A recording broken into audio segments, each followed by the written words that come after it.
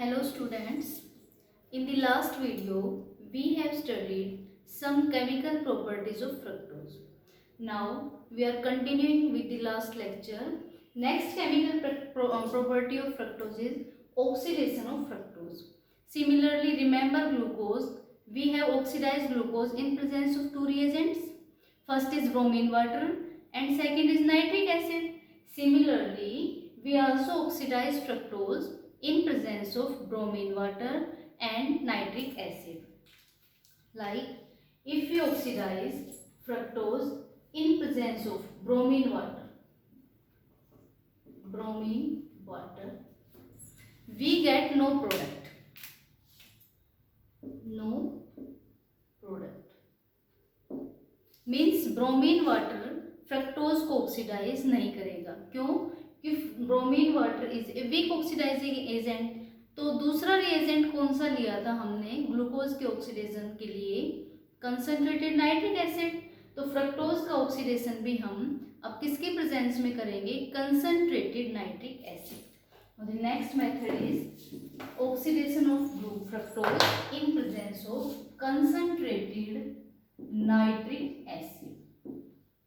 Yes, concentrated nitric acid fructose का oxidation तो करेगा ही, साथ में क्लीवेज भी करेगा. तो उसको हम क्या बोलेंगे? Oxidative cleavage. Oxidative cleavage means oxidation के साथ साथ कार्बन कार्बन बॉन्ड्स का क्या होगा? क्लीवेज भी होगा.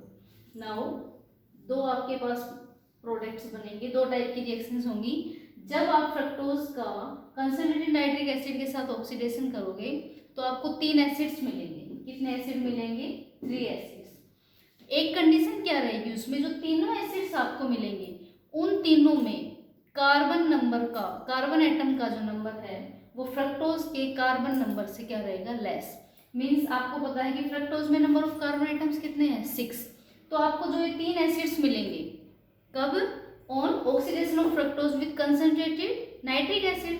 तो आपको जो 3 एसिड्स मिलेंगे उनका कार्बन नंबर 6 से क्या होगा? लेस होगा. तो सबसे पहले कार्बन नंबर 1 एंड 2 का क्लीवेज होगा. जब भी एग्जाम में आपका एक क्वेश्चन आएगा तो आप इसी तरह इस पैटर्न को फॉलो करेंगे. आप C1 C2 क्लीवेज करोगे. Means this is your first carbon, this is your second carbon, this is your third carbon. तो C1 C2 क्लीवेज का मतलब क्या है?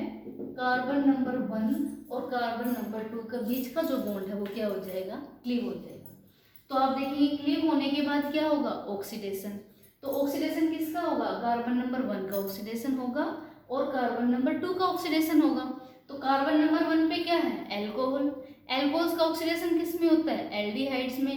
एल्डिहाइड्स फर्दर किस में ऑक्सीडाइज होंगे? कार्बोक्सिलिक एसिड में. फर्दर क्यों होंगे? क्योंकि जो आप ऑक्सीडाइजिंग एजेंट ले रहे हो यहाँ पे वो कंसंट्रेटेड नाइट्रिक एसिड ले रहे हो.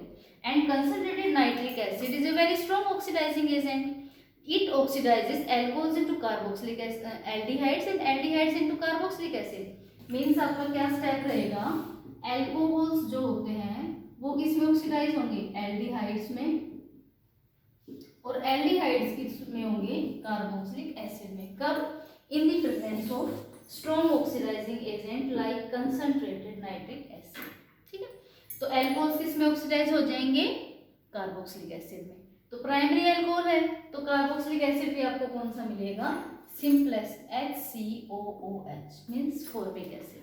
लेकिन ये जो कंसंट्रेटेड आपका नाइट्रिक एसिड है ये हाईली ऑक्सीडाइजिंग एजेंट है. तो फॉर्मिक एसिड भी फर्दर किस में ब्रेकअप हो जाएगा? CO2 प्लस H2O में. यस, ये CO2 और H2O है, ये स्टूडेंट्स फर्स्ट कार्बन के लिए है. फर्स्ट पहले किस में कन्वर्ट हुआ? CHO में. CHO किस में ऑक्सीडाइज हुआ? HCOH में. HCOH फर्दर किस में ब्रेकअप हुआ? CO2 plus H2O. तो ये तो फर्स्ट कार्बन का हो गया प्रोडक्ट. सेकेंड कार्बन जो है वो कैसा है? Ketonic carbon. कीटोन्स किस में ऑक्सीडाइज होते हैं? कार्बोक्सिलिक एसिड्स में. तो सेकेंड कार्बन किस में कन्वर्ट हो जाएगा? COOH. ये सेकेंड कार्बन. यस. अब आप देखेंगे carbon number 3, carbon number 4, carbon number 5, ये जो तीनों हैं ये एज इट इज रहेंगे CHOH और मैंने कर दिया होल थ्राइस. अब जो ये लास्ट कार्बन है कार्बन नंबर 6, ये कैसा एल्कोहल है? प्राइमरी एल्कोहल है. प्राइमरी एल्कोहल्स का भी किस में ऑक्सीडेशन हो जाएगा, COOH। तो आप देखेंगे कि ये आपके पास एक एसिड बन गया, डाई एसिड कह सकते हो आप, क्योंकि 2 carboxylic acid groups are present. इसका नाम क्या होगा, tri hydroxy glutaric acid plus CO2 plus water. ठीक है, ये कौन सा स्टेप हुआ, ये जब आपका C1 और C2 क्लीवेज हुआ है, ये आपका क्या हुआ है, जब आपका C1 और C2 जो क्लीवेज हुआ है उससे आपका ये वाला प्रोडक्ट बना है। Next cleavage at C2 and C3 carbon, means C2 आपका ये, इसको अब आप भूल जाइए, ठीक है, ये हम पढ़ चुके हैं। अब क्लीवेज किस किस के बीच में होगा, C2 एंड C3 कार्बन के बीच में। नाउ अब आप देखेंगे कि ये ब्रेकअप हो गया तो ऊपर कौन सी मोइटी बचेगी, CH2OH, इसको लिखेंगे CH2OH। क्लीव क्या हुआ है, C डबल बॉन्ड हो, मीन्स कीटोन। कीटोन का ऑक्सीडेशन किस में होगा, कार्बोक्सिलिक एसिड में, तो क्या बन जाएगा, COOH।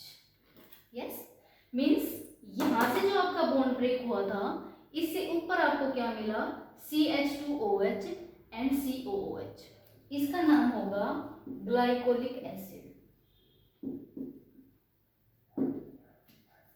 प्लस अब ये तो आपका रिमूव हो चुका, अब आपके पास कितने कार्बन बचे, 1 2 3 4। तो आप ये देखेंगे कि ये कौन सा ग्रुप है, एल्कोहलिक। इसका ऑक्सीडेशन किस में होगा, एल्डिहाइड में। एल्डिहाइड फर्दर किस में ऑक्सीडाइज होगा, कार्बोक्सिलिक ग्रुप में। तो यहाँ से क्लीवेज हुआ है ना, फ्री है ये, तो इसका क्या बन जाएगा, COOH। तो हम लिखेंगे COOH। ठीक है, ये हो गया। अब ये आपका एज इट इज रहेगा, ये आपका एज इट इज रहेगा, तो हम लिख सकते हैं इसको CHOH का होल ट्वाइस। यस, अब आपका ये कार्बन बचा, ये कार्बन कौन सा है, प्राइमरी है और फ्री है, तो ये भी किस में कन्वर्ट हो जाएगा, COOH। इसका नाम क्या है, टार्टरिक एसिड। स्टूडेंट्स, ये जो आपकी रिएक्शन थी विद मैकेनिज्म, ये ऑक्सीडेशन ऑफ फ्रक्टोज था। अगर एग्जाम में आपसे फ्रक्टोज का ऑक्सीडेशन आए in presence of bromine water, तो आप लिखेंगे no action. Bromine water fructose के ऊपर कोई भी एक्शन नहीं करता, ऑक्सीडाइज नहीं होगा। लेकिन फ्रक्टोज का ऑक्सीडेशन किसकी प्रेजेंस में पॉसिबल है, in presence of concentrated nitric acid. तो कंसंट्रेटेड नाइट्रिक एसिड में not only oxidation, oxidative with cleavage. Oxidation with cleavage means we can say oxidative cleavage होगा। तो पहला तो कौन सा क्लीवेज होगा, C1 एंड C2 कार्बन पे, तो यहाँ पे आपको ट्राई हाइड्रोक्सी ग्लूटेरिक एसिड मिलेगा। जब आप C2 और C3 कार्बन का क्लीवेज करेंगे तो you get glycolic acid and tartaric acid.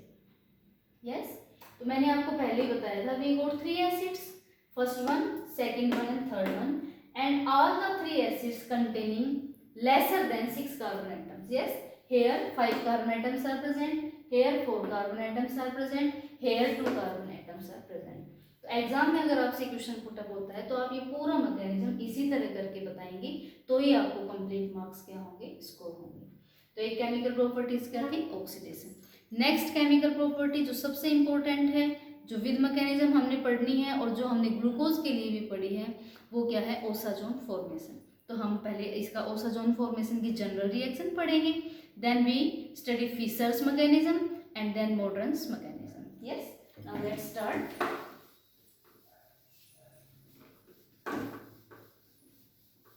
Let's start, क्या पढ़ना है हमें, ओसाजोन फॉर्मेशन। यस, तो सबसे पहले हम लिखेंगे रिएक्शन विद फिनाइल हाइड्राजीन। सबसे पहले ये रिएक्शन होंगे, ठीक है।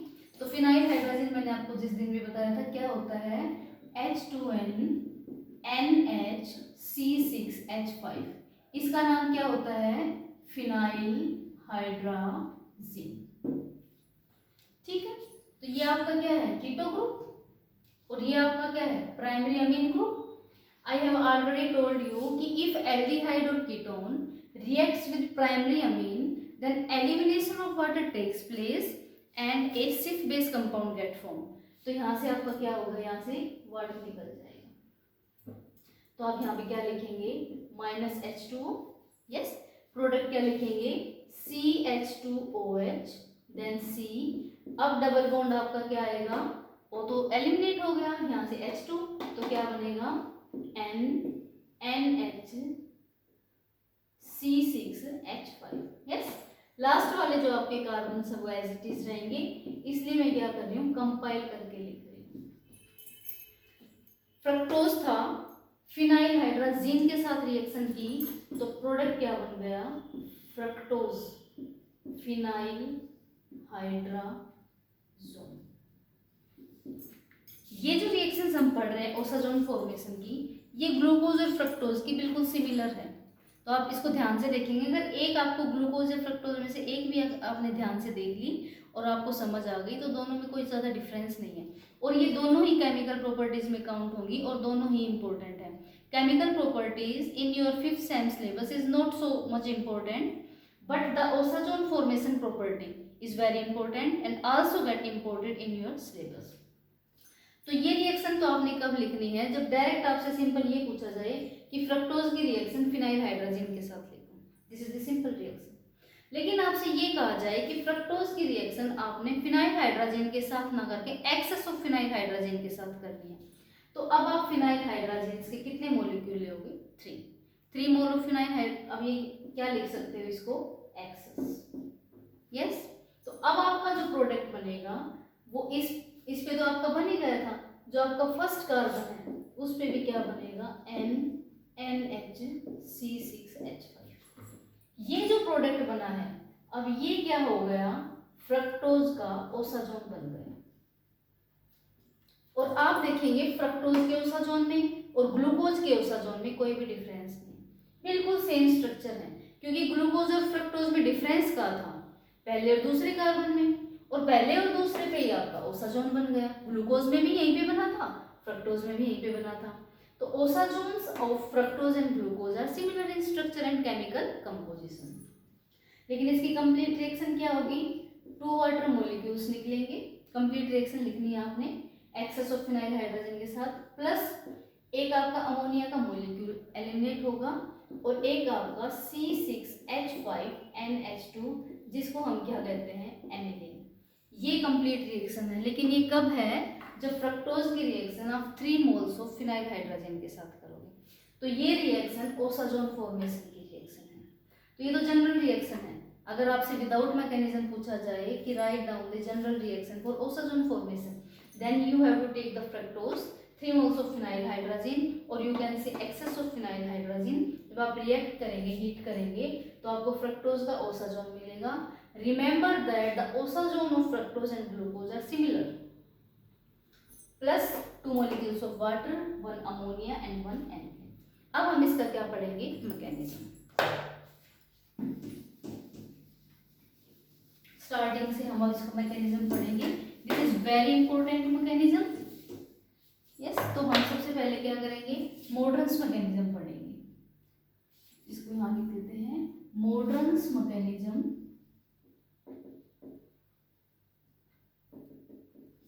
for formation of fructose osazone. Similarly glucose की तरह सबसे पहले कौन सा मैकेनिज्म आया, फिशर्स मैकेनिज्म। लेकिन फिशर मैकेनिज्म क्या हो गया, डिस्कार्ड। रीजन क्या थे, सबसे पहला रीजन तो ये था कि जो आप फिनाइल हाइड्रोजन लेते हो, it is a good reducing agent. ये क्या है, रिड्यूसिंग एजेंट है। बट जब फिशर्स मैकेनिज्म को आप देखोगे तो इसने सेकंड स्टेप में ऑक्सीडेशन किया हुआ है, तो ये कंफ्लिक्ट हो गया। सेकंड क्या था कि why only 2 carbons, means first and second. देखा था ना आपने अभी ओसाजोन में पहला और दूसरे कार्बन पे चेंजेस हो रहे थे कि क्यों पहले और दूसरे कार्बन ही सिंपल ओसाजोन फॉर्मेशन में पार्टिसिपेट कर रहे हैं, बाकी के कार्बन क्यों नहीं। इन 2 रीजंस की वजह से फिशर्स मैकेनिज्म आपका क्या हो गया था, नेगलेक्ट। तो इसलिए अब कौन सा मैकेनिज्म नया आया है, मोड्रन्स मैकेनिज्म। इसका मैकेनिज्म पढ़ेंगे, वेरी इंपॉर्टेंट। तो सबसे पहले हम फ्रक्टोज का का स्ट्रक्चर बनाएंगे, CH2OH, C double bond O, CH, COH, COH, CH2OH, yes, H, H, H। ये क्या हो गया? फ्रक्टोज का स्ट्रक्चर हो गया, यस। इसकी रिएक्शन सबसे पहले हम क्या करेंगे? फिनाइल हाइड्राजीन के 1 मोल के साथ करेंगे। वो आपने की है, यहाँ से क्या हो जाएगा आपका? वाटर एलिमिनेट हो जाएगा। तो क्या प्रोडक्ट बनेगा? CH2OH, first carbon remains as it is here, NH, C6H5, और ये आपके कार्बन है, ये आपके क्या रहेंगे? As it is. ये पहला स्टेप होगा ओसाजोन फॉर्मेशन। अब यहाँ पे हमने फ्रक्टोज में भी सेम पढ़ा था, this nitrogen is more electronegative as compared to carbon. C double bond N में नाइट्रोजन इज मोर इलेक्ट्रोनेगेटिव, तो इस बॉन्ड के शेयर्ड पेयर ऑफ इलेक्ट्रॉन्स को नाइट्रोजन अपनी तरफ अट्रैक्ट करेगा। तो सेम यहाँ पे जब ये यहाँ पे आएंगे तो नाइट्रोजन पे कैसा चार्ज आ जाएगा? Positive, sorry negative. ये नाइट्रोजन के जो लोन, पहले भी नाइट्रोजन पे लोन पेयर प्रेजेंट थे, ये क्या करेंगे? इस हाइड्रोजन को यहाँ से एब्स्ट्रैक्ट कर देंगे, यस। और ये जो आपका, सपोज करो मैं इसको ऐसे लिख देती हूँ ओपन करके ताकि आपको अच्छे समझ आए। पहला जो है इसको हम कैसे लिख देते हैं? HOH, NH। तो ये देखो क्या है? CH2OH है ना, तो CH2 ये हो गया, OH ये हो गया। तो आप यहाँ पे देखेंगे जब डबल बॉन्ड नाइट्रोजन की तरफ शिफ्ट हो गया तो नाइट्रोजन के लोन पेयर कहाँ पे? आपके यहाँ पे। तो ये क्या करेगा? एक आपका प्रोटॉन है उसको नाइट्रोजन ले लेगा और ये बॉन्ड कहाँ जाएगा? यहाँ पे। तो कार्बन कार्बन जो सिंगल बॉन्ड था वो तो कैसा बॉन्ड बन जाएगा? डबल। और जो कार्बन नाइट्रोजन डबल बॉन्ड था वो किस में कन्वर्ट हो जाएगा? सिंगल में। और जहाँ नाइट्रोजन था वो क्या हो जाएगा? NH। देखो कैसे लिखते हैं इसको, और यहाँ पे हम ये वाला सिंबल यूज करेंगे, यस। हाइड्रोजन बॉन्डेड इंटरमीडिएट बनेगा, देखो C के ऊपर ये H एज इट इज रहेगा, H एज इट इज, ठीक है। ये OH, इसको आप ऐसे लिख सकते हो, यस। ये हाइड्रोजन तो चला गया यहाँ से, किसने ले लिया था इस प्रोटॉन को? इस नाइट्रोजन ने ले लिया था ना इस प्रोटॉन को। प्रोटॉन का मतलब क्या है? सिर्फ H को लिया था, H प्लस को। ये बॉन्ड यही था, ये बॉन्ड कहाँ शिफ्ट हो गया? कार्बन कार्बन के बीच में। तो जो कार्बन कार्बन सिंगल बॉन्ड था अब क्या बन गया? Carbon carbon double bond. और जो कार्बन नाइट्रोजन डबल बॉन्ड था वो क्या बन गया? Carbon nitrogen single bond. और जो नाइट्रोजन अकेला था उसके ऊपर अब क्या आ गया? NH, ठीक है। और आगे इसके साथ क्या है? NHC6H5। ये चेंजेस आपके हुए हैं, ठीक है। नीचे वाले कार्बन आपके क्या रहेंगे? As it is, CHOH3, CH2OH। अब मैंने आपको हाइड्रोजन बॉन्डिंग के बारे में बताया था लास्ट वीडियोस में। This nitrogen is highly electronegative, इस हाइड्रोजन के साथ ये क्या कर लेंगे? Hydrogen bonded. तो ये क्या होगा आपका? Hydrogen bonded intermediate, highly stabilised, yes. अब आपका यहाँ से एनिलीन निकल जाएगा, -C6H5NH2। कैसे? साइक्लिक मैकेनिज्म होगा। क्या होगा साइक्लिक मैकेनिज्म? ये आपका बॉन्ड यहाँ पे आएगा, ये बॉन्ड यहाँ पे जाएगा और ये बॉन्ड यहाँ से जाएगा। मीन्स ये देखो C6H5NH, इस H को ले लेंगे, पहले तो हाइड्रोजन बॉन्डिंग बनाएगा, फिर धीरे धीरे हाइड्रोजन इस प्रोटॉन को क्या कर लेगा? एब्स्ट्रैक्ट। जब प्रोटॉन को एब्स्ट्रैक्ट कर लेगा तो ये निकल जाएगा एज ए -C6H5NH2, और वीकेन से हम इसको क्या कह देते हैं? एनिलीन। ये एक एरोमेटिक अमीन है, इसको ऐसे लिखेंगे NH2, ठीक है। ये सेम है एनिलीन। तो जब ये हाइड्रोजन प्रोटॉन इसके साथ निकल गया तो इस बॉन्ड को यहीं पे छोड़ गया, ठीक है। इस बॉन्ड, ये जो बॉन्ड है ये फिर यहाँ पे सिर्फ इस बॉन्ड के साथ बन जाएगा। ये वाला जो बॉन्ड है ये C डबल बॉन्ड NH बन गया। कार्बन कार्बन जो डबल बॉन्ड है वो इधर कार्बन और ऑक्सीजन के बीच में शिफ्ट हो गया, because oxygen is more electronegative as compared to carbon. Means यहाँ पे एक साइक्लिक मैकेनिज्म हो गया। हाइड्रोजन बॉन्डेड इंटरमीडिएट अब ब्रेकअप हो जाएगा और आपको क्या मॉलिक्यूल मिलेगा? देखो पहले मैंने कार्बन लिखा, इसका हाइड्रोजन भी एज इट इज लिख दिया, ये सिंगल बॉन्ड भी एज इट इज कर दिया और यहाँ पे क्या हो गया ऑक्सीजन। ठीक है, ऑक्सीजन के साथ वाला बॉन्ड तो अब है नहीं, क्यों? क्योंकि यहाँ पे जो NH ने हाइड्रोजन के साथ बॉन्ड बनाया था वो बॉन्ड कहाँ पे शिफ्ट हो गया, वहां पे, और H चला गया। लेकिन आप देखेंगे अभी सिंगल बॉन्ड ना होके अब ये कैसा बॉन्ड हो जाएगा, डबल। तो ये आपका पहला कार्बन आ गया। अब सेकंड पे आ जाओ, जो डबल था वो सिंगल कार्बन बन गया। यस, अब जो सिंगल बॉन्ड था ये कैसा हो गया, डबल बॉन्ड, और साथ में क्या है N और H। अब ये बॉन्ड भी नहीं रहा क्योंकि ये बॉन्ड कहाँ शिफ्ट हो गया, यहाँ पे। अब नीचे आपके ये जो लास्ट के कार्बन्स हैं वो आपके क्या है, एज इट इज। लेकिन यहाँ पे ये हुआ कैसे, ये निकला है, मैं इसको यहाँ कर देती हूँ। एनिलीन का एलिमिनेट हुआ है C6H5NH2। तो जब आपने जनरल रिएक्शन देखी थी उसमें मैंने आपको क्या बताया था, 1 मॉलिक्यूल ऑफ एनिलीन एलिमिनेटेड, जो कि हो चुका। फिर मैंने कहा था 2 मॉलिक्यूल्स ऑफ वाटर एलिमिनेटेड, लेकिन आप देखेंगे यहाँ तक अभी एक ही वाटर एलिमिनेट हुआ है। साथ में फिर मैंने क्या कहा था, एक अमोनिया भी एलिमिनेट होगा जो अब तक नहीं हुआ है। और सबसे इंपॉर्टेंट जो मैंने कहा था वो क्या कहा था कि ओसाजोन फॉर्मेशन में हमें एक मोल यूज ना करके excess of phenyl hydrogen use करने हैं, मीन्स हमने 3 मोल यूज करने हैं इसके। लेकिन आप देखेंगे कि यहाँ तक के स्टेप्स में only 1 mole of phenyl hydrogen use हुआ है।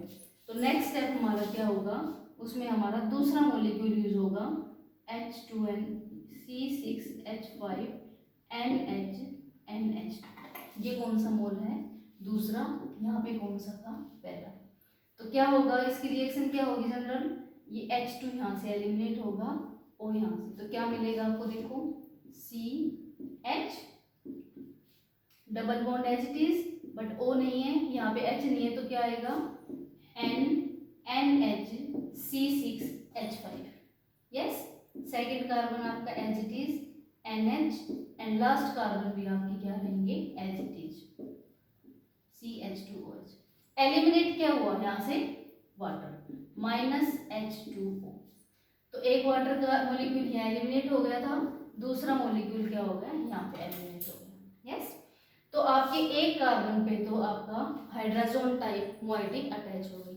नाउ नेक्स्ट स्टेप, अभी आपने कितने मोल यूज किए हैं, तो थर्ड मोल यूज करो C6H5NH2। यस, तो यहाँ से आपका NH और यहाँ से H2, मीन्स क्या निकल गया, अमोनिया। तो क्या प्रोडक्ट बनेगा इससे, देखो ये आपका थर्ड मोल था, हमने 3 मोल यूज करने थे ना, पहला यहाँ पे कर लिया, दूसरा यहाँ पे कर लिया, तीसरा यहाँ पे कर लिया, अमोनिया एलिमिनेट हो गया। तो देखो यहाँ पे क्या बनेगा, ये तो आपका एज इट इज रहेगा, ये पहले वाला तो NH C6H5, सेकेंड कार्बन पे double bond as it is. अब ये NH C6H5। यस, और ये आपके कार्बन क्या है, एज इट इज। ये आपका क्या बन गया, osazone. Glucose osazone and fructose osazone का जो मैकेनिज्म है वो बिल्कुल सेम है।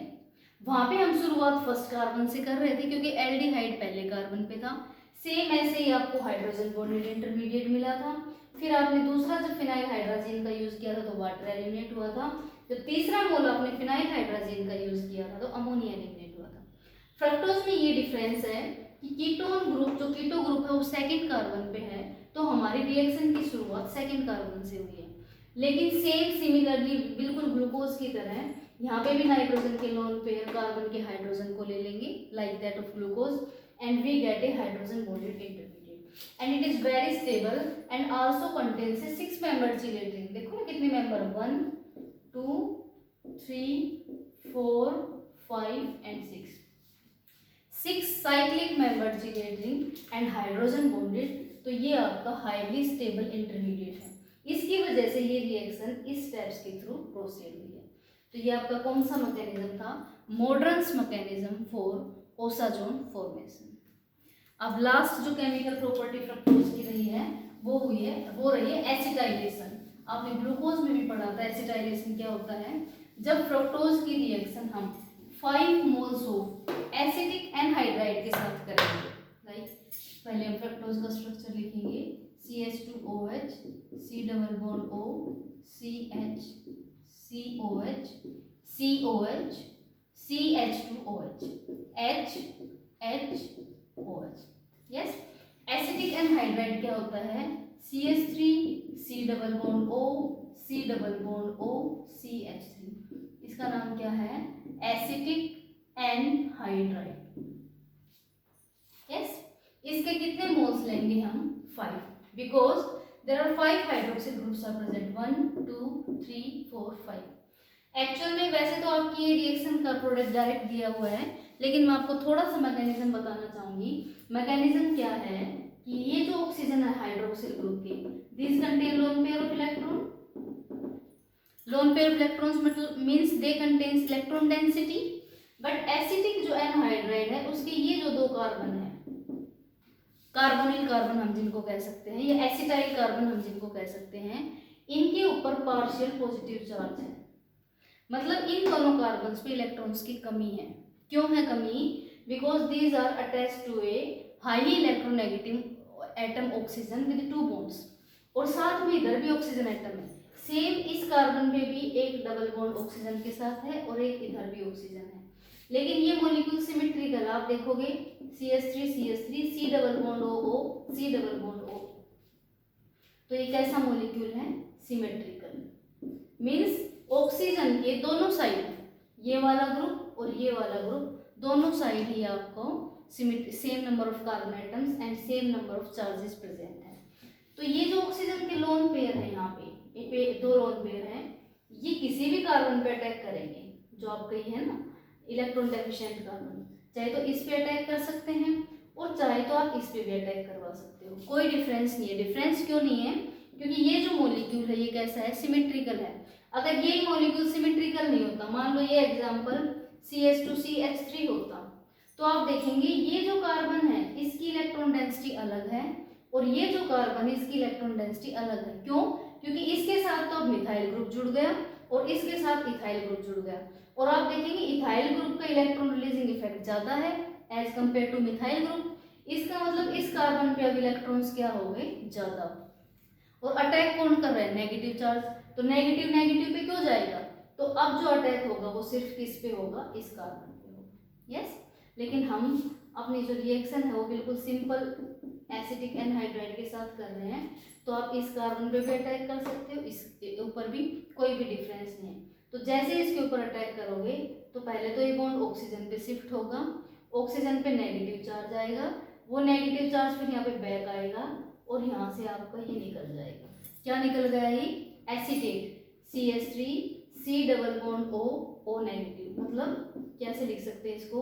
CH3CO नेगेटिव, ये निकलेगा। लेकिन यहाँ पे रिएक्शन क्या होगी? देखो O के साथ क्या जुड़ जाएगा? C double bond O CH3। लेकिन ऑक्सीजन पे चार्ज कैसा आ गया? पॉजिटिव। इस पॉजिटिव चार्ज को न्यूट्रलाइज करने के लिए ये बॉन्ड ऑक्सीजन पे शिफ्ट हो जाएगा, यहाँ से H पॉजिटिव चला जाएगा। वो H पॉजिटिव कहाँ लग जाएगा? इसके पास। मीन्स आपके पास क्या बना? CH2OH से अब आपके पास CH2C double bond O CH3 acetyl group लग गया, और एक आपके पास क्या बन गया? Acetic acid. सेम जो दूसरे हैं ये वाला अल्कोहल, ये भी रिएक्ट करेगा दूसरे मोल के साथ, और ये ग्रुप भी किस में कन्वर्ट हो जाएगा? C double bond O CH3। ऐसे ये थर्ड अल्कोहल तीसरे मोल के साथ रिएक्ट करेगा और यहाँ भी क्या बन जाएगा? COCH3। सेम यहाँ पे भी आपका एसिटाइल ग्रुप लग जाएगा और सेम यहाँ पे भी आपका एसिटाइल ग्रुप लग जाएगा। देखो CH3C डबल बॉन्ड O, इस ग्रुप को क्या बोलते हैं? Acetyl group. ठीक, और आपके 5 मॉलिक्यूल्स एसिटिक एसिड के निकल जाएंगे। मींस सिंपल जो हम रिएक्शन लिखेंगे वो क्या लिखेंगे? मान लो मैं फ्रक्टोज को सिंपलर वे में लिखूं, ये तो मैंने आपको जस्ट थोड़ा सा मैकेनिज्म बताया था। अगर सिंपल इस रिएक्शन को लिखेंगे तो क्या लिखेंगे? सबसे पहले CH2OH C double bond O CHOH CHOH CHOH CH2OH। अगर जस्ट मैं सिंपल वैसे लिख दिया इसको, फ्रक्टोज को, इसकी रिएक्शन किसके साथ की? 5 मॉलिक्यूल्स ऑफ एसिटिक एनहाइड्राइड, तो आपको क्या प्रोडक्ट मिलेगा? CH2OCOCH3 C double bond O CHOH OCOCH3 COCOCH3 H COCOCH3 H CH2OCOCH3 means fructose का हमें क्या मिल गया, पेंटा एसीटेट। फ्रक्टोज से फ्रक्टोज का पेंटा एसीटेट मिल गया, मतलब जहां जहां आपकी हाइड्रोजन थी 1 2 3 4 5, जहां जहां OH ग्रुप का हाइड्रोजन था उसकी जगह अब क्या लग गया, C≡OCH3, मतलब ये चीज लग गई। H जो था वो हटके ये चीज लग गई। यस, H कहाँ चला गया, जब एक से ये चीज लग गई तो ये बची होगी, क्या बची है, CH3CO नेगेटिव, तो एक से ये एक बची होगी तो इसका H लग गया होगा यहाँ पे एसिडिक। ठीक है, सेम ऐसे जब इसका हाइड्रोजन COCH3 से जुड़ा होगा तो इसका हाइड्रोजन से दूसरा एसिडेट, फिर तीसरा, फिर फोर्थ एंड फिर 5, तो मतलब साथ में क्या प्रोडक्ट बना, 5 मोल्स ऑफ एसिटिक एसिड। ये आपकी रिएक्शन है। मींस फ्रक्टोज से ये टेस्ट हमने क्यों किया, ये रिएक्शन क्यों की, ये देखने के लिए कि फ्रक्टोज में नंबर ऑफ हाइड्रोक्सिल ग्रुप्स कितने हैं, क्योंकि जितने नंबर ऑफ हाइड्रोक्सिल ग्रुप होंगे उतने ही मोल्स ऑफ एसिटिक एनहाइड्राइड के साथ वो रिएक्ट करके और सबका हाइड्रोक्सिल जो हाइड्रोजन है वो एसिटाइल ग्रुप में कन्वर्ट हो जाएगा। तो हमने 5 मोल, पहले हमने 1 मोल डाला एसिटिक एनहाइड्राइड का तो वो रिप्लेस हो गया, फिर हमने दूसरा मोल डाला उसकी भी रिएक्शन हो गई, थर्ड मोल डाला उसकी भी हो गई, फोर्थ मोल डाला उसकी भी हो गई, फिफ्थ डाला उसकी भी। लेकिन जैसे ही आप 6 मोल ऑफ एसिटिक एनहाइड्राइड डालोगे तो एसिटिक एनहाइड्राइड आपका एज इट इज रहेगा, रिएक्शन नहीं होगी। इसका मतलब क्या हुआ, this test is used to confirm number of hydroxyl groups present in the fructose. Fructose में नंबर ऑफ हाइड्रोक्सिल ग्रुप्स के बारे में पता करने के लिए ये आपका रिएक्शन था। Now the chemical properties of fructose get completed. हमने फ्रक्टोज की सारी केमिकल प्रॉपर्टीज पढ़ ली हैं। In the next video we study about the structure of fructose, main points about the structure of fructose. तो इस वीडियो के रिगार्डिंग आपको जो भी प्रॉब्लम हो आप उसके क्वेरीज और कमेंट्स भेज सकते हैं। Thank you for watching this video. Waiting for the next video.